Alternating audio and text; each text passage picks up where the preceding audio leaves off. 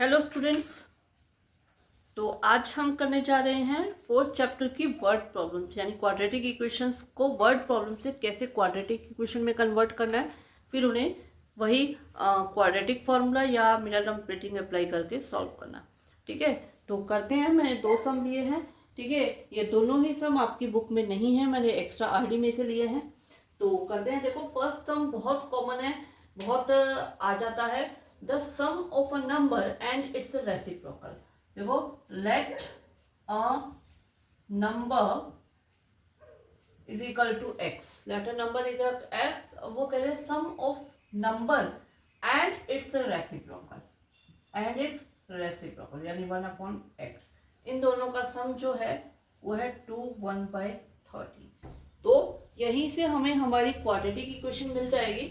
जैसे कि हम नॉर्मली जानते हैं, सॉल्व करने के लिए x से मल्टीप्लाई कर देते हैं। ये आ जाएगा x² + 1 इज इक्वल टू, ये आ जाएगा 61/30x। क्लियर।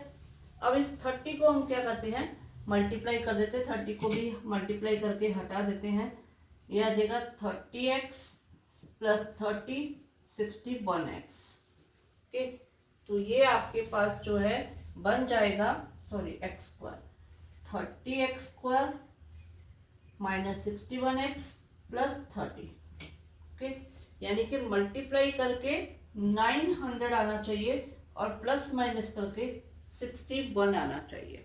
ठीक है, हमें ऐसे फैक्टर्स चाहिए मल्टीप्लाई करके 900 एंड प्लस माइनस करके 60। इसके लिए हमारे पास जो फैक्टर रहेंगे वो रहेंगे 36 × 25। अगर हम करते हैं तो वो आ जाएगा 900 एंड 36 + 25 करते हैं तो 61। अब इसे आप कहोगे मैम कितना टफ है, कैसे फाइंड आउट किया? तो ये मैं पहले भी सिखा चुकी हूँ मिडिल टर्म स्प्लिटिंग वाले मैथ, उसमें जो उसमें वो वीडियो मैंने बनाया था। अभी फिर बता रही हूँ, कुछ ऐसा आ जाए तो आप उसका क्या है, प्राइम फैक्टराइजेशन करोगे। सबसे पहले तो 2 पे गया,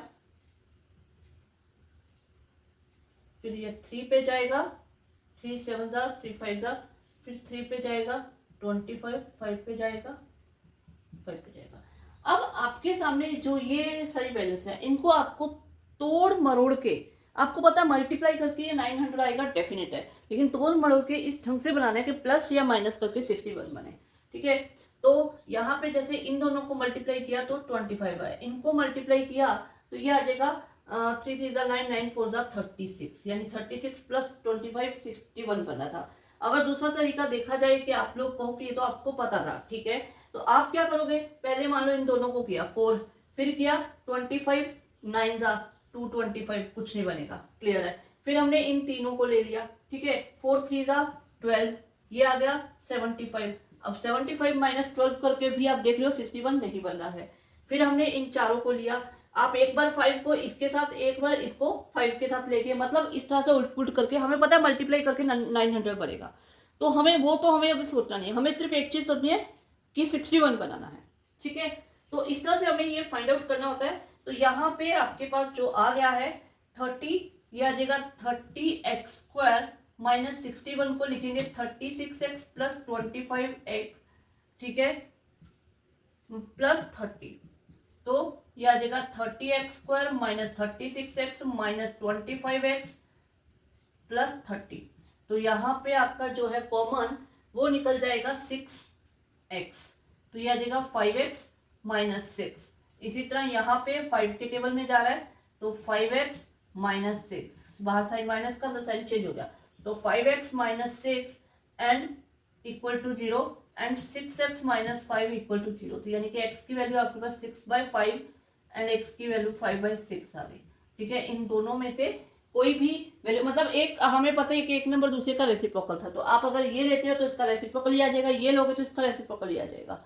ठीक है, तो इसलिए ये दो वैल्यूज आपका आंसर है। क्लियर हुआ? ठीक है, वर्ड प्रॉब्लम को कैसे हमने कन्वर्ट किया, फिर उसे सॉल्व किया। तो चलते हैं नेक्स्ट सम पे। नेक्स्ट सम में हमें क्या दे रखा है, नेक्स्ट सम में हमें दे रखा है 2 डिजिट नंबर। ठीक है, तो 2 डिजिट नंबर का सॉल्यूशन हम बिल्कुल वैसे ही करेंगे जैसे हमने पहले थर्ड चैप्टर में हमने सीखा था 2 डिजिट नंबर को कैसे लिखते हैं। उसी तरह से मैं आपको बता दूंगी कि हम इसे किस तरह से 1 वेरिएबल इक्वेशन में कन्वर्ट करें, क्योंकि यहाँ पे हमें 1 वेरिएबल इक्वेशन चाहिए। तो 2 डिजिट नंबर है तो डेफिनेटली उसका जो यूनिट डिजिट है वो है x एंड 10th डिजिट है वो है y। ठीक है, अब वो कह रहे हैं कि इनकी जो प्रोडक्ट है वो 18 है, यानी कि x इंटू वाई जो है वो 18 की इक्वल है। तो यहां से आपका जो y है 18/x आ जाएगा। क्लियर है, y 18/x। अब हम इसका अगर नंबर लिखें तो नंबर हमें 10x plus 10y 10th digit को मल्टीप्लाई करते हैं प्लस x जो होगा। ठीक है, ये हमारे पास आ गया, इतना हमने फाइंड आउट कर लिया। y की वैल्यू हमने निकाल ली है, यानी जहां जहां y होगा हम क्या करेंगे उसको पुटअप कर देंगे 10 इंटू 18/x प्लस x। तो ये आपका आ जाएगा 180/x प्लस x। ठीक है, तो अब हम आगे देखते हैं क्या बोल रहे हैं।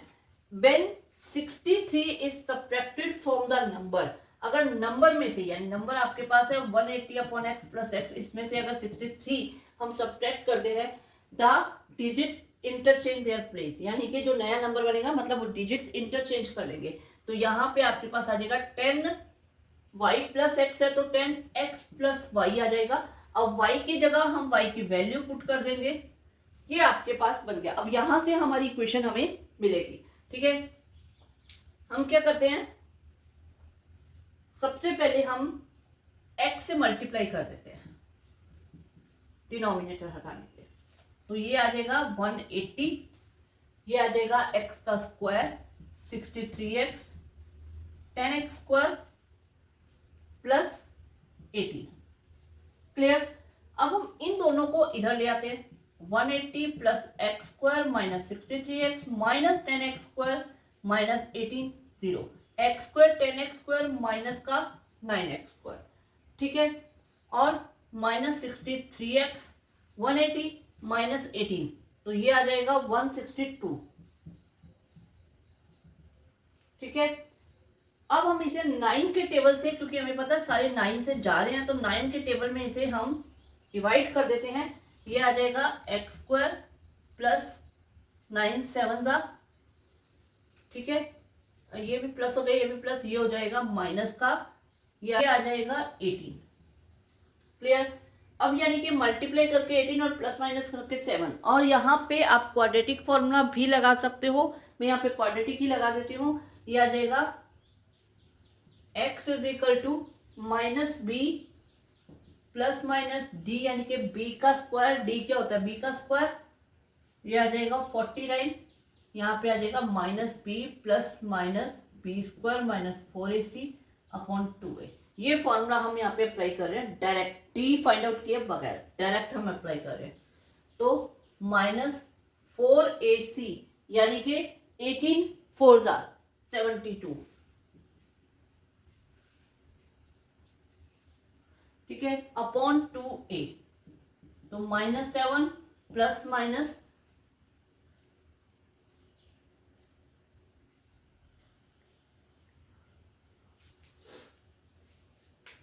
ये यहाँ पे क्या है, जब हम करेंगे 4ac तो 4a इंटू माइनस 18 आएगा।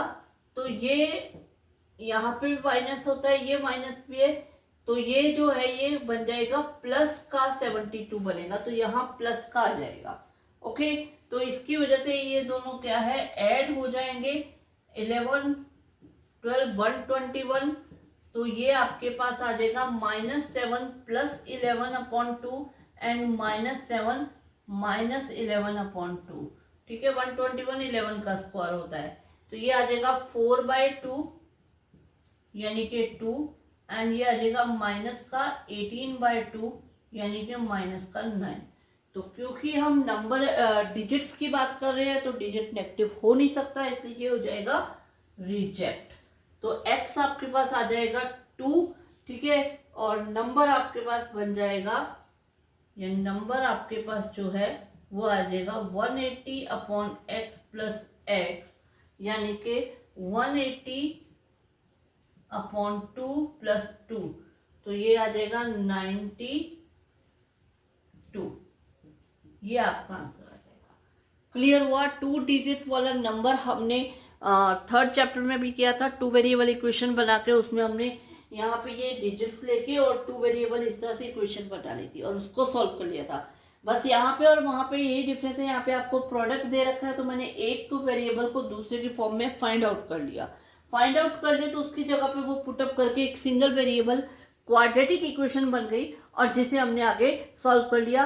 मिडल टर्म स्प्लिटिंग लगाते तो भी आपको पता है 18 है, 9 - 2 करके आ जाता। अगर मैंने क्वाड्रेटिक फॉर्मूला लगा दिया तो भी आप इजीली इसको कर सकते हो। ठीक है, क्लियर।